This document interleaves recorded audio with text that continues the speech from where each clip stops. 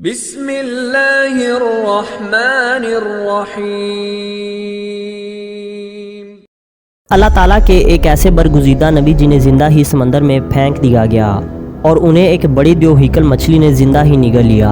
آخر ان سے ایسی کون سی غلطی ہوئی جس کی انہیں اتنی بڑی سزا ملی؟ پھر انہوں نے کون سا ایسا عمل کیا کہ مچھلی نے اللہ تعالیٰ کے حکم سے انہیں سمندر کے کنارے پر اگل دیا؟ وہ کتنے دن تک مچھلی کے پیٹ میں رہے؟ تو آج کی اس ویڈیو میں ہم اسی موضوع پر بات کریں گے۔ تاریخ انسانی میں آشوری قوم ایک طاقتور اور عظیم قوم گزری ہے جس کے دارالحکومت کا نام آشور تھا، اور ان کا تعلق قوم بنی اسرائیل سے تھا جو بخت نصر کے حملے کے بعد غلام بنا کر عراق اور بابل لائے گئے تھے۔ اس زمانے میں دریائے دجلہ کے کنارے ایک نینوا نامی بستی آباد تھی۔ آشور کے ایک بادشاہ نے ایک دیوتا کے نام پر نینوا نامی بستی کے اندر ایک مندر بنوایا۔ اس کی طرف دیکھتے ہوئے رفتہ رفتہ دوسرے بادشاہوں نے بھی مندر اور بت بنوانے شروع کر دیے۔ قوم آشور پتھر تراشنے کے فن میں بہت مہارت رکھتے تھے، اسی لیے انہوں نے پورے شہر میں جگہ جگہ دیواروں پر اپنے اپنے دیوتاؤں کے بت بنا رکھے تھے۔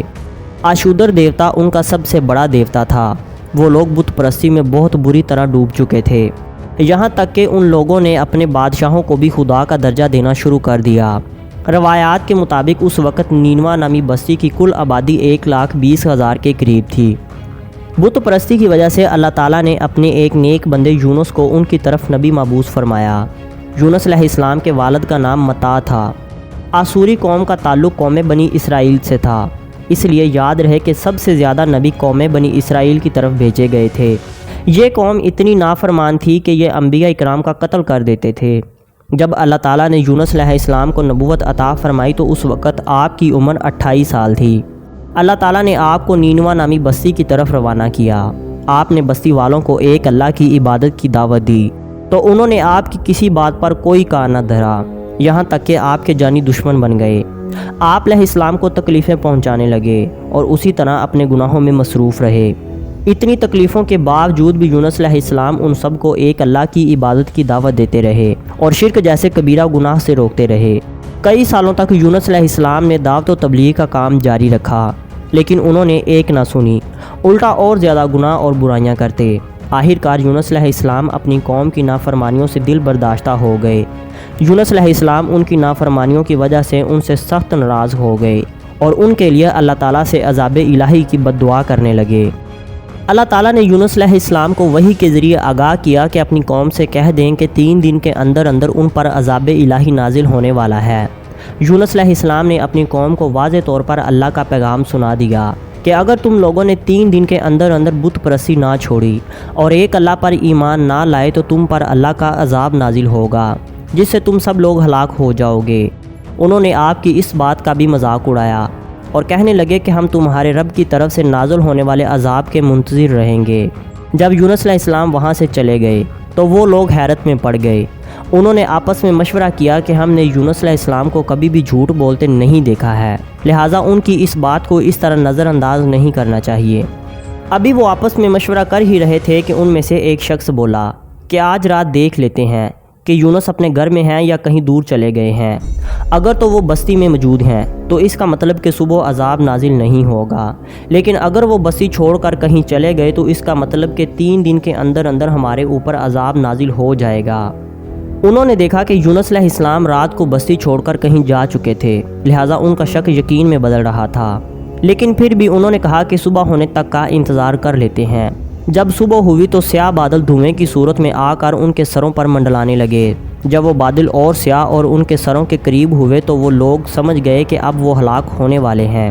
وہ اس لیے ڈر گئے تھے کیونکہ وہ لوط علیہ السلام کی قوم پر نازل ہونے والے عذاب سے بڑی اچھی طرح واقف تھے، لہٰذا جب انہوں نے کالے بادل دیکھے تو وہ ڈر گئے اور ایک اللہ وحدہ لا شریک کے آگے رونے اور توبہ و استغفار کرنے لگے۔ یونس علیہ السلام اس سارے معاملے سے بے خبر تھے کیونکہ وہ تو بستی چھوڑ کر بستی والوں سے ناراض ہو کر جا چکے تھے۔ ناظرین، یہاں پر ایک بات یاد رہے کہ وہ خود اپنی مرضی سے ناراض ہو کر گئے تھے، نہ کہ اللہ تعالیٰ کے حکم سے۔ جب وہ اللہ تعالیٰ کے حکم کے بغیر بستی چھوڑ کر گئے تو اللہ تعالیٰ ان سے ناراض ہو گئے۔ تو اس حوالے سے اللہ تعالیٰ قرآن پاک کی سورۃ انبیاء کی آیت نمبر 87 میں ارشاد فرماتے ہیں، مچھلی والے کو یاد کرو جب وہ غصے سے چل دیا اور اس نے خیال کیا کہ ہم اسے نہ پکڑیں گے، مطلب یہ کہ یونس علیہ السلام انہیں عذاب کی خبر دے کر غصے سے وہاں سے نکل گئے، لیکن جب عذاب کے آثار دے کر عاشوریوں نے توبہ و استغفار کیا تو اللہ تعالیٰ نے ان کو معاف کر دیا۔ اللہ تعالیٰ اس وقت تک کسی قوم کو عذاب میں مبتلا نہیں کرتا جب تک وہ اپنی حجت پوری نہیں کر لیتا۔ تو اس حوالے سے اللہ تعالیٰ سورۃ یونس آیت نمبر 98 میں ارشاد فرماتے ہیں، جب وہ ایمان لے آئے تو ہم نے رسوائی کے عذاب کو دنیاوی زندگی میں ان پر سے ٹال دیا اور ان کو ایک وقت تک کے لیے زندگی سے فائدہ اٹھانے کا موقع دے دیا۔ یونس علیہ السلام کو کسی بات کا کچھ پتہ نہیں تھا اور نہ ہی اللہ تعالیٰ نے وحی کے ذریعے انہیں آگاہ کیا تھا کہ تمہاری قوم ایمان لا چکی ہے۔ یونس علیہ السلام غصے سے چلتے ہوئے دریائے فرات پر پہنچے۔ وہاں کنارے پر مسافروں سے بھری ایک کشتی کھڑی تھی۔ یونس علیہ السلام بھی اس کشتی میں سوار ہو گئے اور سفر پر روانہ ہو گئے۔ کشتی چل پڑی۔ سارا دن کشتی سمندر میں آرام و سکون کے ساتھ سفر کرتی رہی، لیکن جیسے ہی تھوڑا اندھیرا ہوا تو سمندر میں اونچی اونچی لہریں اٹھنے لگیں۔ کشتی میں وزن زیادہ ہونے کی وجہ سے کشتی ڈوبنے لگی، لہذا کشتی کا وزن ہلکا کرنے کے لیے لوگوں نے اپنا ساز و سامان سمندر میں پھینکنا شروع کر دیا تاکہ کشتی کا بوجھ تھوڑا کم ہو جائے، لیکن پھر بھی کشتی سنبھل نہیں رہی تھی۔ ان لوگوں نے اپنے عقیدے کے مطابق حساب لگایا کہ ایسے لگتا ہے جیسے کوئی اپنے آقا کا بھاگا ہوا غلام اس کشتی میں سوار ہو گیا ہو۔ انہوں نے کہا کہ جب تک اس غلام کو کشتی سے باہر نہ نکالا گیا تو اس وقت تک ہم اس مصیبت سے نجات حاصل نہ کر سکیں گے۔ یہ سنتے ہی یونس علیہ السلام سمجھ گئے کہ میں ہی وہ غلام ہوں جو اپنے رب کے حکم کے بغیر اپنی بستی کو چھوڑ کر بھاگ آیا ہوں۔ یونس علیہ السلام نے فرمایا کہ میں ہی وہ غلام ہوں جو اپنے آقا سے بھاگ کر آیا ہوں، مجھے سمندر میں پھینک دو تاکہ تم سب لوگ بچ سکو۔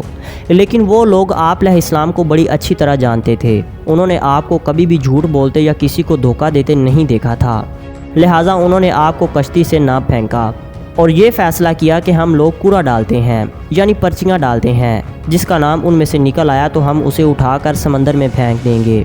سب لوگ اس بات پر راضی ہو گئے اور کوڑا ڈالا گیا۔ پہلی بار یونس علیہ السلام کا نام نکل آیا، لیکن انہوں نے یونس علیہ السلام کو ایک اچھا انسان سمجھتے ہوئے انہیں ایک موقع دیا اور دوبارہ کوڑا ڈالا گیا۔ دوسری بار بھی یونس علیہ السلام کا ہی نام نکلا، اسی طرح تیسری مرتبہ بھی آپ کا ہی نام نکلا۔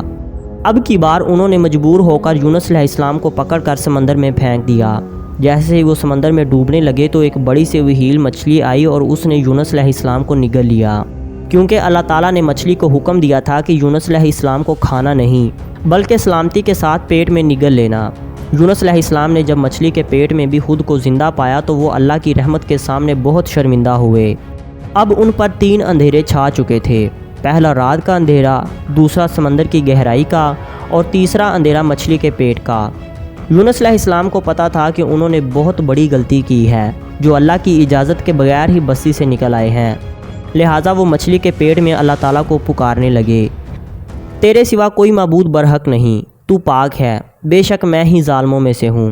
رسول اللہ صلی اللہ علیہ وآلہ وسلم نے فرمایا کہ جب یونس علیہ السلام نے یہ کلمات پڑھے تو یہ عرش کے گرد گھومنے لگے۔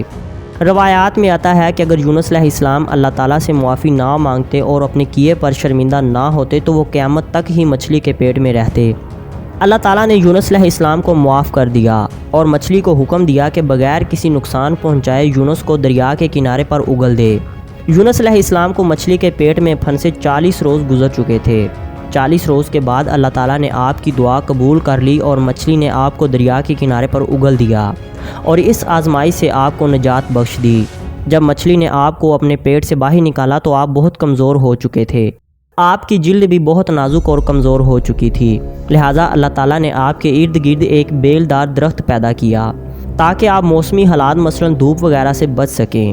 اور روایات کے مطابق ایک بکری روزانہ آتی اور اپنی ٹانگوں کو یونس علیہ السلام کے سر کے اوپر پھیلا کر کھڑی ہو جاتی اور یونس علیہ السلام اپنی خواہش کے مطابق دودھ پی لیتے، یہاں تک کہ آپ تندرست و توانا ہوتے چلے گئے۔ جب آپ تندرست ہوئے تو آپ نے اس درخت کے پاس ہی اپنی ایک جھونپڑی بنا لی اور اسی میں رہنے لگے۔ کچھ عرصہ کے بعد وہ بیل سوکھنے لگی۔ جب وہ سوکھ گئی تو یونس علیہ السلام کو اس کا بہت دکھ ہوا کیونکہ آپ اس بیل سے محبت کرنے لگے تھے۔ تو اس پر اللہ تعالیٰ نے آپ علیہ السلام پر وحی نازل کی، اے یونس، تمہیں اس بیل کے سوکھنے کا اتنا دکھ ہوا ہے جو کہ ایک معمولی سی چیز ہے، لیکن آپ نے اپنی قوم کو چھوڑتے ہوئے یہ نہ سوچا کہ نینوا کے اندر بسنے والے 1 لاکھ سے زیادہ انسانوں کو ہلاک کرنے میں ہمیں ناگواری نہ ہوتی۔ کیا ہم ان کے لیے اس سے بھی زیادہ مہربان نہ ہوتے جتنا تم اس بیل کے لیے ہوئے ہو؟ ایک نبی کی شان یہ نہیں کہ وہ نفرت کی وجہ سے اپنی قوم سے جدا ہونے میں جلدی کرے۔ اس کے بعد یونس علیہ السلام کو اللہ کا حکم ہوا کہ وہ واپس نینوا نامی بستی میں لوٹ جائیں اور جا کر لوگوں کو دین کی تبلیغ کریں اور ان تک اللہ کا پیغام پہنچائیں۔ جب یونس علیہ السلام واپس نینوا نامی بستی میں گئے تو انہوں نے یونس علیہ السلام کا بہت بہترین استقبال کیا اور وہ یونس علیہ السلام کو دیکھ کر بہت خوش ہوئے اور وہ لوگ یونس علیہ السلام سے دین سیکھنے لگے۔ اس کے بعد یونس علیہ السلام کی باقی کی زندگی نینوا نامی بستی کے اندر ہی گزری اور وہیں پر ہی آپ کا انتقال ہوا۔ اس قصے میں ہمیں یہ سبق ملتا ہے کہ ہمیں کبھی بھی اللہ کی رحمت سے مایوس ہو کر خود پر یقین نہیں کرنا چاہیے، کیونکہ ہدایت صرف اللہ کی طرف سے ہے۔ قرآن پاک کے اندر اللہ تعالیٰ نے آپ صلی اللہ علیہ وسلم کو ارشاد فرمایا ہے کہ بس تو اپنے رب کے حکم کا صبر سے انتظار کر اور مچھلی والے کی طرح نہ ہو جانا، مطلب کہ یونس علیہ السلام کی طرح اپنی قوم سے اکتا نہ جانا۔